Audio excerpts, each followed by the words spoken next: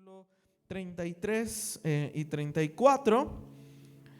Ahora le debo la pantalla, me castigaron los hermanos, no sé por qué.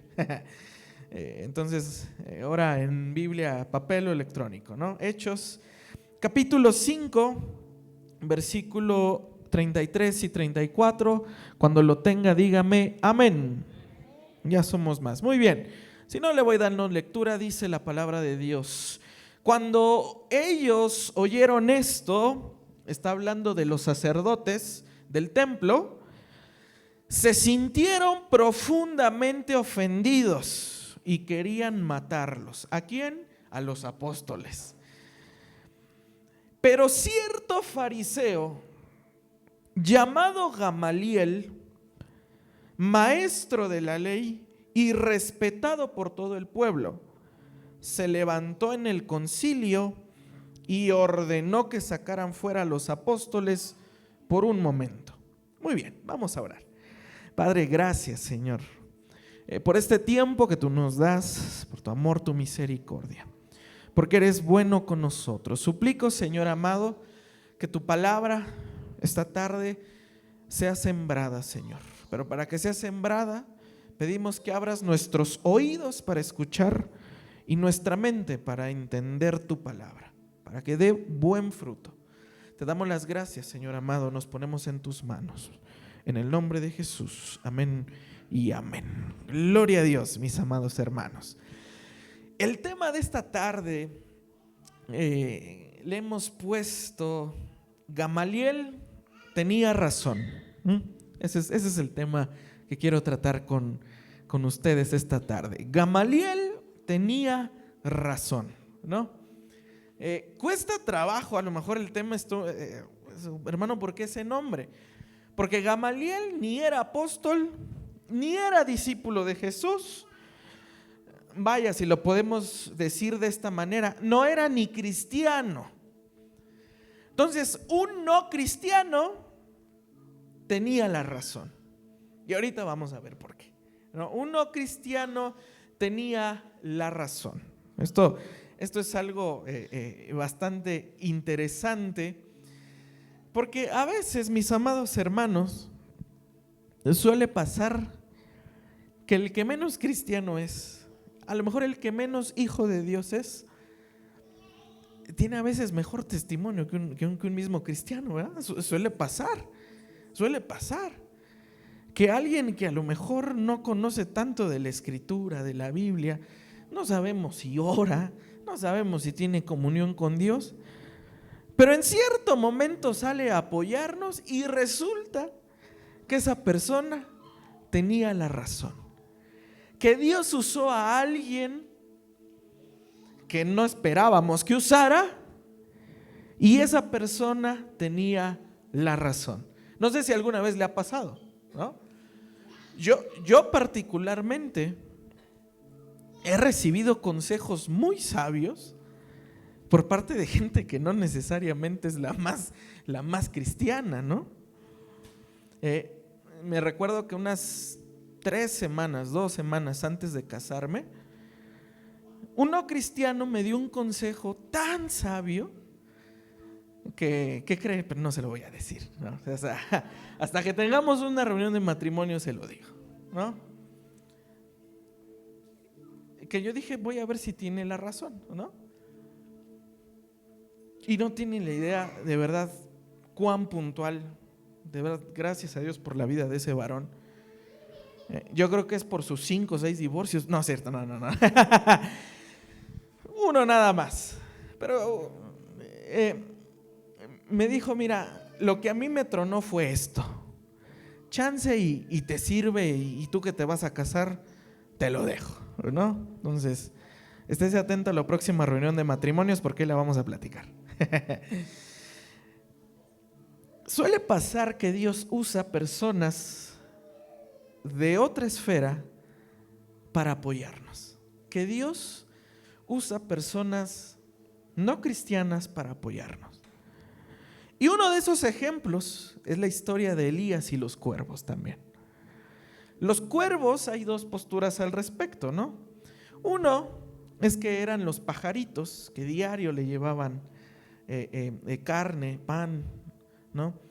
Para sustentar al profeta. Lo segundo es que los cuervos le decían así a la gente de Medio Oriente, como no eran judíos o israelitas, no eran ni del norte ni del sur, ni israelitas ni nada que ver, les decían cuervos. Entonces Dios usó gente no israelita para alimentar y sustentar al profeta. Entonces Dios puede ayudarnos y sustentarnos de distintas maneras, mis amados hermanos.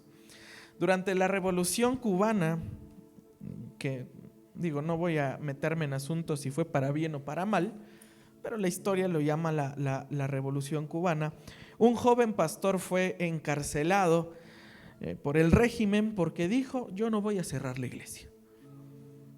Como quieras, yo no voy a cerrar la iglesia. Va el régimen, lo arresta, ellos cierran la iglesia, lo encarcelan.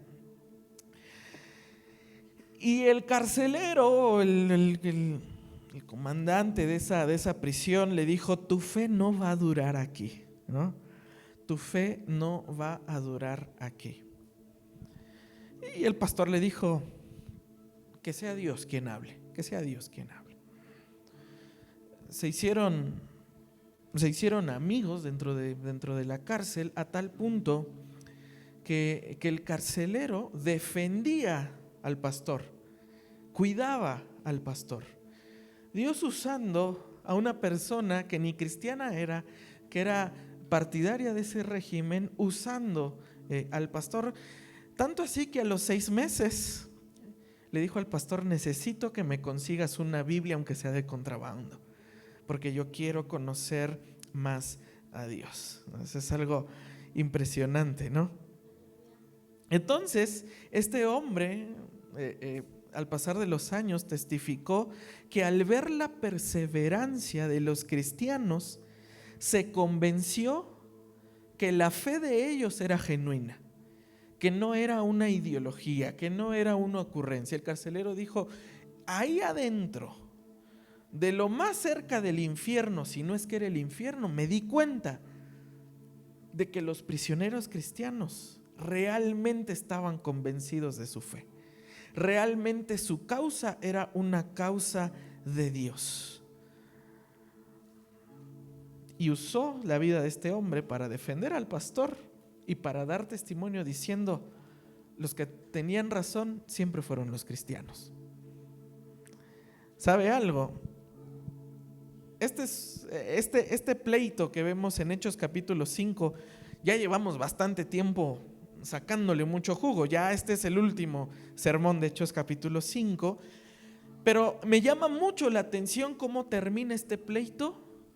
No con los apóstoles predicando, que sí predicaron obviamente, que Dios los usó predicando, pero para que los dejaran en paz, Dios usó a alguien no cristiano. Dios usó la vida de alguien que no sabían ellos que iba a usar. Un fariseo, ¿no? Fariseo entre cristianos, dígame si no es cierto, casi es como una mentada de madre, ¿verdad? Eres bien fariseo, ¿verdad? ¿No le ha tocado que le digan así?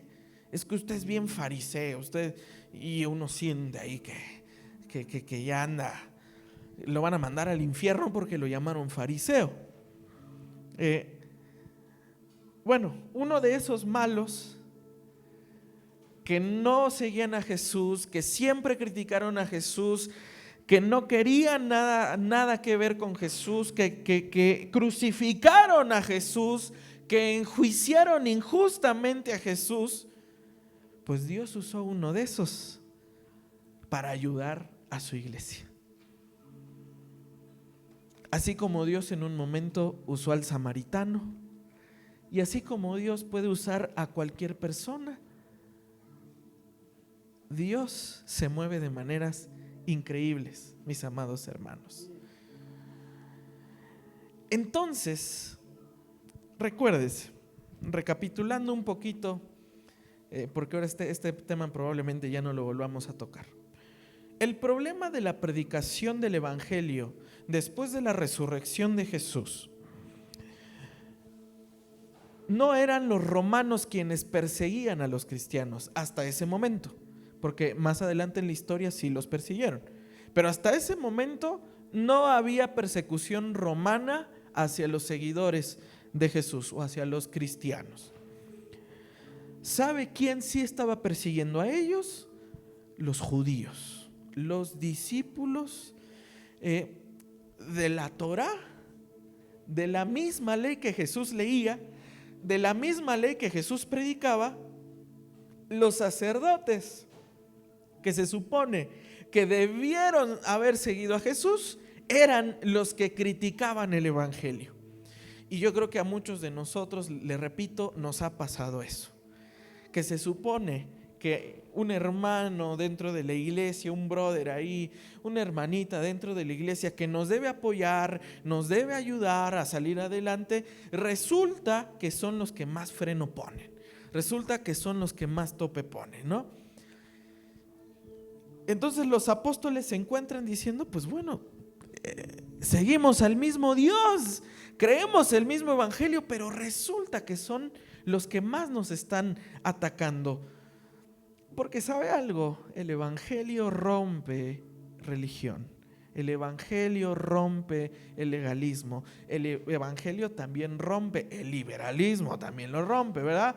Porque hablamos mucho del que es muy santificado en extremo, pero a veces no hablamos del que usa la libertad de más, ¿no? El evangelio habla de un caminar genuino con Jesús, disfrutando de la gracia y de la libertad en Cristo.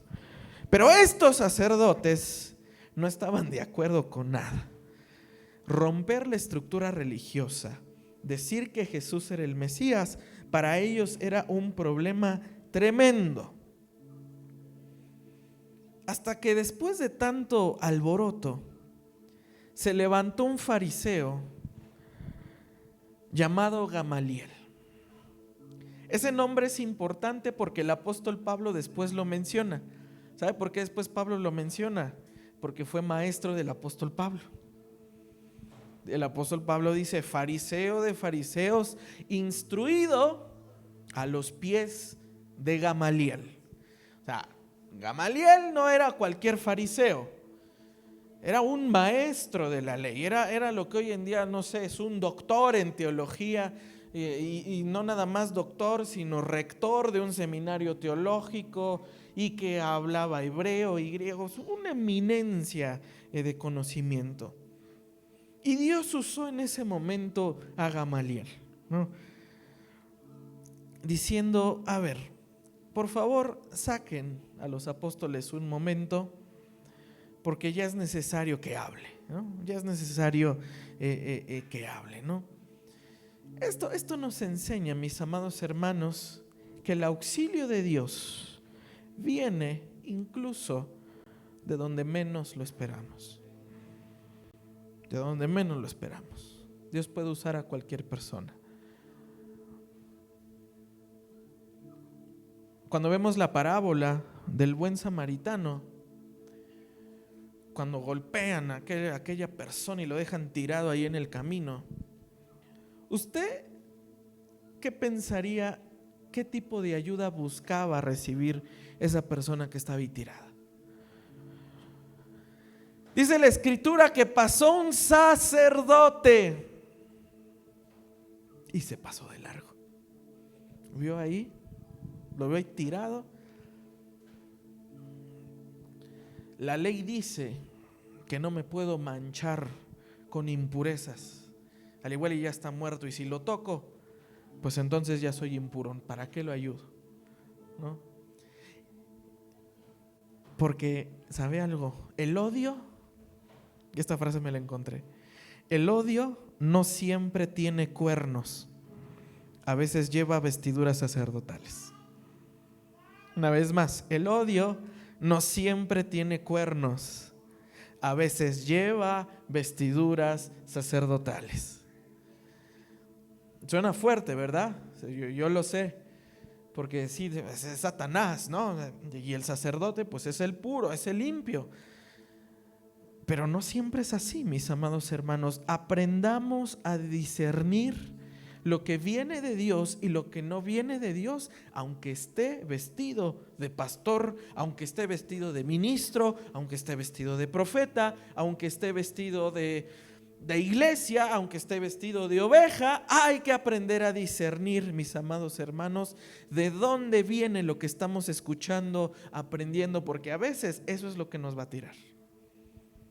A veces eso es lo que nos va a terminar tumbando, mis amados hermanos. Y es aquí donde Dios tiene sus formas tan inesperadas de proteger a su pueblo. Dios usa a un Gamaliel. Dios usa a una persona que tú dices, esto nunca lo va a usar. Este nunca le va a hablar Dios. Y resulta que Dios lo usó. Y resulta que Dios lo usó todavía para ayudarte. Y dice el versos 35 al 39: entonces dijo: hombres de Israel, tengan cuidado de lo que van a hacer con estos hombres, porque hace algún tiempo Teudas se levantó pretendiendo ser alguien, y un grupo como de 400 hombres se unió a él, y fue muerto, y todos los que lo seguían fueron dispersos y reducidos a nada. Después de él se levantó Judas de Galilea en los días del censo y llevó mucha gente tras sí. Él también pereció y todos los que le seguían se dispersaron. Por lo tanto, en este caso les digo que no tengan nada que ver con estos hombres y déjenlos en paz. Y esta es la frase importante de Gamaliel. Porque si este plan o acción es de los hombres, ¿qué va a pasar? Se acaba. Aquí dice perecerá. Pero si es de Dios, no podrán destruirlos. No sea que se hallen luchando ¿contra quién? Contra Dios. ¿Qué sabiduría acaba de dar este fariseo que no fue discípulo de Jesús, que no fue seguidor de Jesús? Y sin embargo él dijo: a ver, dejen que el movimiento pase. Si no es de Dios va a perecer. Ya la historia lo ha enseñado. Pero si es de Dios, no sea que estés tú luchando contra Dios mismo. Vamos a ser un poquito exegéticos e históricos en este pasaje. Vamos a sacar un poquito lo del seminario. La primera pregunta que un maestro de la palabra como usted se haría es: ¿y quién era Teudas? ¿Y quién era Judas el Galileo? ¿No? Yo creo que esa es una de las preguntas que un estudioso de la Biblia se haría. A ver, explíqueme primero quién fue Teudas y quién fue Judas. Ok. Teudas, según los documentos históricos que tenemos, especialmente los de un historiador que se llamaba Flavio Josefo, muy bonito nombre por si usted está pensando ponérselo a su hijo, Flavio Josefo, describió acerca de un tal Teudas que empezó a decir que él era el profeta y que él era el Mesías. O sea, lo que Jesús dijo de sí, hubo otro cuate que se llamaba Teudas diciendo: el Mesías soy yo. Y se juntó a sus discípulos, juntó a 400, y la historia dice que los juntó a la orilla del río Jordán, porque él iba a hacer el milagro de dividir el río Jordán como lo hizo Josué, Elías y Eliseo. Entonces se juntó ahí a la gente, ¿y usted cree que lo dividió? Pues no. La gente ahí se empezó a decir: oye, ¿qué está pasando? No sé qué. Llegaron, se hizo un tumulto bastante grande. Llegan los romanos y decapitan a Teudas. O sea, se armó un bronco, no grande. Y toda la gente pues salió corriendo y no se supo más de él. Ese es el primero. El segundo es Judas el Galileo. También Flavio Josefo en su en su investigación histórica que tiene, menciona que este tal Judas el Galileo, en los tiempos del censo, de uno de los censos de César, él estaba en contra, diciendo: con los romanos no tenemos que ver nada, no nos tienen por qué censar, no tenemos que estar bajo el yugo romano, ¿para qué estamos pagando impuestos? Y armó una revolución, intenta armar ahí una revolución bien tremenda, donde se junta con varios y funda un grupo que en épocas de Jesús se llamaba el celotismo, con Z, los celotes, no elotes, celotes, con Z, celotes. El celotismo fue un movimiento judío insurgente para tratar de derrocar al Imperio Romano. Estaban tratando de derrocar la parte política, militar, y escondidas se juntaban y mataban romanos. Se inventaron unas navajas que se escondían en la muñeca, y a esos asesinos les llamaban los sicarii, de ahí la palabra sicario, son matones. Judas el Galileo trató de hacer una revolución, pero también lo capturaron los romanos y lo mataron. Entonces los celotes fueron un grupo minoritario, solo había algunas células, pero que realmente nunca hicieron peso, o realmente fue un problema para el Imperio Romano. De hecho, se dice que Judas Iscariote, el que traicionó a Jesús, era de una ideología del celotismo, eran de los celotes, ¿no? Entonces Gamaliel se refería a esos dos eventos históricos, apelando a la historia, diciendo: a ver, tienen que entender que este tipo de movimientos ya los hemos visto, ya los vimos, y el tiempo se encargó de ponerlos en su lugar, ¿no? Un argumento simple pero bastante profundo. Si esta obra es de hombres, simplemente se va a desaparecer, como ya desaparecieron las otras dos. Pero si es de Dios, entonces no vamos a poder con ellos, ¿no? Esto es muy interesante, porque Gamaliel reconoce, él mismo ya estaba reconociendo, que si él como fariseo se opone a los sacerdotes, a los apóstoles, era ya como oponerse a Dios. Ya era oponerse a Dios, y él dijo: yo no quiero problemas con Dios. Si somos judíos y creemos en el mismo Dios, yo no quiero problemas con Dios, ¿no? Esto es bien importante, mis amados hermanos. Gamaliel no era cristiano, pero entendió un principio espiritual bien importante. Un cristiano entendió un principio espiritual bien importante. Muchas veces solo hay que dejar que Dios confirme con el tiempo. Y a veces como cristianos eso nos hace falta. Somos impacientes. Como lo que vimos la semana pasada con Amán, el general sirio. Él quería ser sano ahorita, en el instante. Sáname ahorita, hazme el milagro ahorita. Sin embargo, el profeta le dice: ve al Jordán y lávate ahí 7 veces, sumérgete 7 veces, ¿no? Y el Jordán en esos tiempos era un río de desperdicio, era un río de desechos, no era el mejor río, ¿no? Entonces no nos gusta el tiempo, no nos gusta el proceso, no somos pacientes, ¿no? Y Amán menciona 2 ríos. ¿Acaso el Farfar y el otro no me acuerdo ahorita cómo se llama? ¿Cómo? El Farfar y el otro, bueno, ahorita un maestro de la palabra se va a acordar. El Ararat, me parece que era ese. El Ararat y el Farfar. Uno significa rápido y el otro duradero. Así quieren los cristianos sus milagros. Dios, haz las cosas rápido y que me duren para siempre.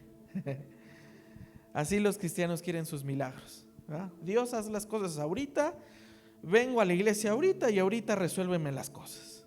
Y que me duren toda la vida, no importa cómo me porte. Y a veces no dejamos que Dios y el tiempo confirme su propósito que tiene para todos nosotros, mis amados hermanos.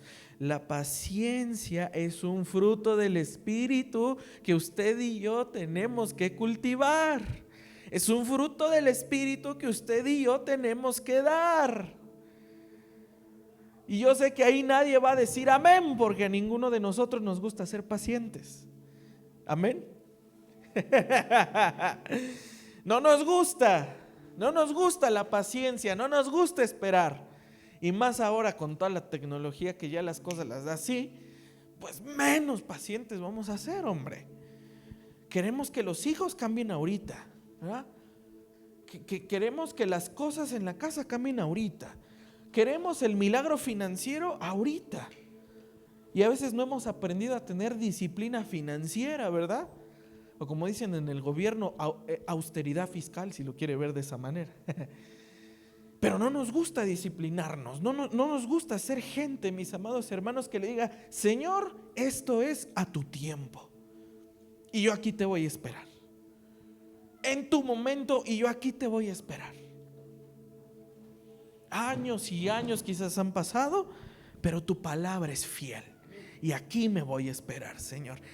La paciencia es un fruto que usted y yo debemos de cultivar, mis amados hermanos.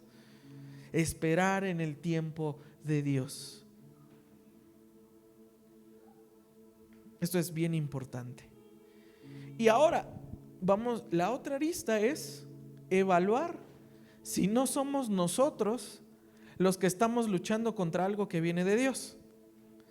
Porque a veces o podemos estar en los zapatos de los apóstoles, donde Dios nos dio un propósito, donde Dios nos dio una palabra, donde Dios nos dio un propósito y tenemos a la gente encima de nosotros. Ese puede ser un papel que algunos de nosotros podemos estar viviendo. El otro, que es el que espero que ninguno de nosotros esté, es que nos estemos oponiendo a un movimiento de Dios. Y ese sí va a ser un problema grande. Que nos estemos oponiendo al propósito que Dios tiene probablemente para uno de nuestros hijos. Ay, hijo, ¿cómo eso? Nunca lo vas a lograr, nunca vas a llegar a eso. Yo no llegué a eso. Tu abuelo no llegó a eso, tú no vas a llegar. Y a veces, mis amados hermanos, nos ponemos en el papel de los fariseos y de los sacerdotes. Estorbamos el propósito de otros, estorbamos el proyecto que Dios le dio a otros. Hay que tener cuidado de eso, mis amados hermanos, que no seamos personas que estorben el propósito de Dios. Mire, déjeme decirle una cosa, yo quiero, mis amados hermanos, que Dios cumpla el propósito que Dios tiene para su vida. Dice amén a eso. Yo creo en lo que Dios puso en su vida y quiero ayudarlo a que lo impulse, a que lo crezca, a que lo desarrolle. No quiero ser un estorbo, mis amados hermanos, para lo que Dios tiene para su vida. Entonces tenemos que evaluar si no estamos luchando contra algo que viene de Dios. Porque ¿sabe algo? No todo lo que incomoda es carnal. Lo vuelvo a repetir, no todo lo que nos incomoda es carnal. No porque incomode, no, eso no es de Dios, hijo. No, eso no es de Dios, muchacho. No, eso no viene de Dios. Hay que evaluarlo. Obviamente si el loco dice: oye, mira papá, te presento a mi novia Chimoltrufia, dice mi padre, y Dios me habló y me dijo que me voy a casar con ella. Pues yo creo que eso sí hay que pensarlo, ¿no? Porque a veces usamos el Dios me habló en las cosas que nos conviene. Y cuando Dios nos corrige, el Señor reprenda al diablo. Eso no viene de Dios, ¿no? Pero hay otras cosas que sí vienen de Dios, mis amados hermanos, y que usted y yo debemos aprender a tener el discernimiento de saber qué viene de Dios y qué no viene de Dios, mis amados hermanos, ¿no? A veces lo que más nos está retando es precisamente lo que Dios está usando para llevarnos a una nueva meta, para llevarnos a un nuevo horizonte. Con eso que nos está incomodando, con eso que nos está retando, con eso que diga, es que eso yo no lo aprendí así, es que eso no me lo enseñaron así, es que las cosas no son así. Es muy probablemente que Dios nos esté incomodando para llevarnos a un nuevo nivel, para llevarnos a una nueva etapa. Mis amados hermanos, dice amén. Dios necesita de nuestra obediencia. Si es de Dios, no lo podremos destruir. Si es de los hombres, se destruye solo. Hay batallas, déjeme decirle una cosa, hay batallas. Y esto es un consejo más para los padres. Hay batallas que en el corazón de los padres ya se cansaron de pelear, que en el corazón de los padres ya se cansaron de luchar. Pero déjeme decirle una cosa, amado padre, amada madre, que usted en su corazón trae luchas. Hay batallas que ya tiene que dejarlas para que Dios actúe con el tiempo. Pero es que es mi hijo, sí. Pero cuando ya se acaban las fuerzas, deje que Dios entre. Deje que Dios haga. Y le prometo que Dios lo va a sorprender más de lo que usted pensaba. Porque a veces, mis amados hermanos, como padres, les queremos evitar mucho dolor a nuestros hijos. ¿Verdad que sí, padres? No, pero es que mi hijo, ¿cómo le va a pasar eso? ¿Cómo va a hacer aquello? ¿Cómo se va a meter con esos amigos? ¿Cómo es que va a abrir un puesto de tacos y ya no va a ir a la escuela? ¿Cómo pues? Deje que Dios ahora discipline a su hijo, porque Él es mejor padre que usted y que yo, porque Él es mejor pastor que yo, porque Él es mejor sacerdote que usted y yo. A veces necesitamos, Señor, te lo suelto, Señor. Como padres tenemos esa labor, mis amados hermanos. ¿Y sabe qué pasó después de que Gamaliel habló? Dice el versículo 40 al 42. Ellos entonces aceptaron su consejo. Y después de llamar a los apóstoles, no se quedaron con las ganas, los azotaron, los golpearon y les ordenaron que no hablaran más en el nombre de Jesús, y entonces los soltaron. Y los apóstoles pues salieron de la presencia del concilio deprimidos, amargados, y se fueron huyendo a otro país. No dice eso, ¿verdad? Salieron regocijándose de que hubieran sido considerados dignos de sufrir afrenta por su nombre. Y todos los días en el templo y de casa en casa no cesaban de enseñar y proclamar el evangelio de Jesús como el Cristo. Wow, ¿sabe algo? El castigo no detuvo la misión. Entraron a la cárcel como 3 o 4 veces en todo un capítulo. Y en ningún momento dijeron: Señor, dame un tiempo de restauración. Ellos dijeron: Señor, me regocijo porque por causa de tu nombre soy tomado digno como tú de sufrir por tu evangelio. Hay 2 clases de personas a la hora de sufrir dentro del evangelio. El que se victimiza por todo y el que sigue adelante con el sumo gozo del Señor. El gozo no es momentáneo, mis amados hermanos. El gozo es un estado constante de felicidad, aunque vengan tormentas, aunque vengan aflicciones y aunque vengan tormentas. Esa es la diferencia entre estar gozoso y ser feliz. Ser feliz puede durar un rato, ¿no? Ser feliz puede durar un ratito, unos cuantos meses, un momento, pero estar gozoso es en medio de cualquier circunstancia, yo no me dejo tumbar por lo que el diablo me ponga encima. Yo estoy gozoso porque Dios ya tiene la victoria en mi vida. Dice amén a eso. Entiéndase una cosa, mis amados hermanos. El que tiene ministerio, el que tiene un propósito de Dios en su vida, no importa el tipo de prueba que va a pasar, aquí va a permanecer fiel. Aquí va a permanecer firme. Aquí se va a quedar, mis amados hermanos. Esto es gozarse en el sufrimiento, mis amados hermanos. No temas al castigo si sabes para quién sufres. Yo sé que ahí no decimos amén porque el sufrimiento no nos gusta, pero no le temas al azote si estás sufriendo en nombre del evangelio. No le temas al azote si es el nombre de Jesús quien está en juego. Ahí tú vas a ser recompensado, ahí tú vas a salir victorioso. Témele al azote por el orangután por el cual estás llorando. Por ese sí. ¿Ah? Yo sé que los jóvenes no me van a decir amén y yo lo comprendo perfectamente. Témele al azote por la palomita que piensas que es esa persona, ¿verdad? Ahí sí va a doler. Y después, pastor, ¿puedo hablar con usted? Ahí sí va a doler.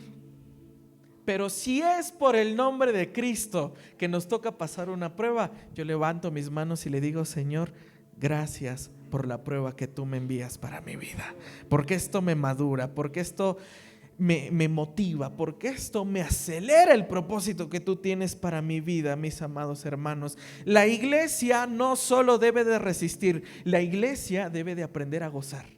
No solamente debe de aprender a aguantar la prueba, y me aguanto, y me aguanto, y me aguanto, y el desierto y la prueba. Hay veces que uno tiene que bajarse del barco, soltar el timón, irse a la cama y dormirse, como Jesús. Tiene que aprender a gozarse en medio del sufrimiento, porque el gozo desarma al enemigo. La pregunta es si podemos sonreír mientras sangramos por el reino, mientras sangramos por el nombre de Jesús. Esto es bien importante, mis amados hermanos. Y lo que ellos hicieron saliendo después de que los azotaron, después de que los hirieron, después de que les prohibieron predicar el nombre del Señor, ellos dijeron, pues ahora con más intensidad. No nada más en el templo, sino de casa en casa voy a decir lo que Dios hizo por mí. ¿Dice amén a eso usted? ¿Dice amén a eso? La diferencia es cómo vamos a presentar nuestro testimonio, para que usted me entienda. Todos tenemos un testimonio, dice amén. Hay algunos hermanos que se me han acercado y bueno, diciéndole, Señor, dame discernimiento. Hermano, yo quiero contar mi testimonio. Recuerdo un caso, no volteé a ver entre todos porque ni siquiera está. Recuerdo el caso de una persona que me dijo, hermano, yo quiero contar mi testimonio de lo que Dios hizo en mi vida. Cuéntemelo primero a mí, a ver, quiero saber qué Dios hizo en su vida. Y empezó a derramar lágrimas, pero no de agradecimiento ni de felicidad, sino lágrimas de dolor. Como el presidente antepasado, ¿usted qué hubiera hecho? ¿Lo deja dar el testimonio? Pues no, porque lo que me estaba contando no era un testimonio, me estaba contando una desgracia. ¿No? Dije, hermana, déjeme orarlo, porque creo que todavía no estamos listos. El Señor necesita trabajar ciertas cosas todavía. Todavía lo decía con mucho dolor. Porque uno sabe, uno sabe cuando realmente ya dice, el Señor ya dio la victoria, ahora sí estoy listo. Porque el dolor es una escuela, mis amados hermanos. Pero también hay que dejar que el Señor vaya sanando poco a poco nuestro corazón. Cuando sabes que es de Dios, no solo resistes al dolor, sino que lo recibes con gozo. Una vez más, cuando sabes que es de Dios, no solo resistes al dolor, sino que lo recibes con gozo. En pocas palabras, mis amados hermanos, no pelees contra Dios. No pelees contra Dios. Porque entre tanta gente en el concilio, entre tantos sacerdotes, solo uno se dio cuenta de que venía de Dios. Y yo no quisiera, mis amados hermanos, que todos los que estemos aquí, nada más uno se dé cuenta de qué viene de Dios y qué no viene de Dios, sino que el Espíritu Santo nos dé discernimiento, que el Espíritu Santo nos dé entendimiento en nuestro corazón para que digamos, Señor, esto viene de ti y voy a avanzar con lo que tienes para mí.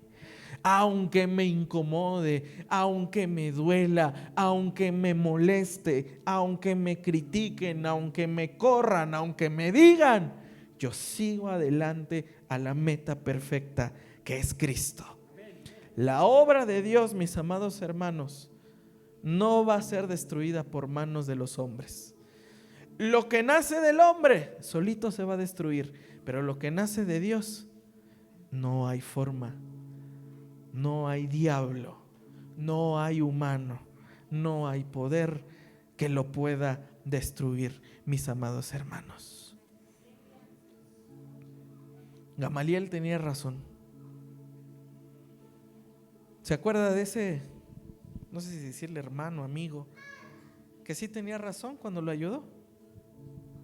Le dio un mejor consejo, porque Dios usa ese tipo de personas también. Y nuevamente, la insistencia. ¿Cuál era el impulso de los apóstoles para seguir predicando? Era el amor por el Señor. Era el amor por el Señor. ¿Cuál es la motivación más grande para servirle a Dios? El amor y el agradecimiento que Él ha hecho por nosotros. ¿Cuál es la motivación más grande de servirle a Dios sin paga? Y a veces cansado, desvelado, poniendo uno de su bolsa, haciendo uno muchas cosas. ¿Cuál es? Pues es el amor que Dios sembró en nuestro corazón, porque Él me amó primero. Dice amén a eso. Póngase de pie.